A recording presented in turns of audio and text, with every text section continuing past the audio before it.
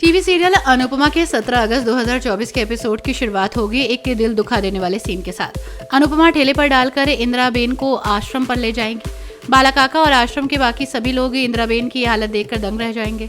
अनुपमा बताएगी कि इंदिराबेन उसे कूड़े के ढेर पर पड़ी मिली। जब इंदिराबेन की हालत थोड़ी ठीक होगी तब अनुपमा उनसे पूछेगी कि क्या हुआ था।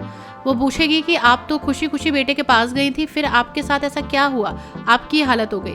इंदिराबेन तब अपनी दिल दहला देने वाली कहानी सुनाएगी। वो बताएगी कि बेटा उसे यहाँ से ले तो गया था, लेकिन फिर शुरू के ही दिन बहुत अच्छे से रखा, लेकिन तीसरे ही दिन वो बीमा के वो कागज ले आया जिसकी रकम इंदिराबेन को मिलनी थी। इंदिराबेन बताएंगी कि बेटा जिद करने लगा कि वो अपना नाम हटाकर उसे नॉमिनी बना दे।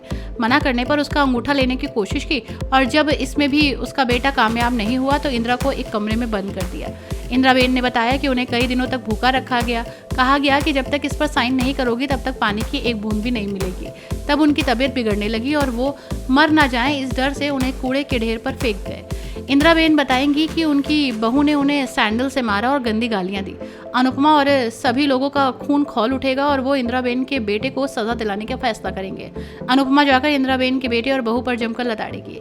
अनुपमा दोनों को एक एक थप्पड़ लगाएगी और जब वो उनसे बहस कर रही होगी तब इंदिराबेन का बेटा बहू सब उबल गए होंगे। बाहर खड़ी पुलिस सब सुन लेगी और दोनों को थाने ले आएगी।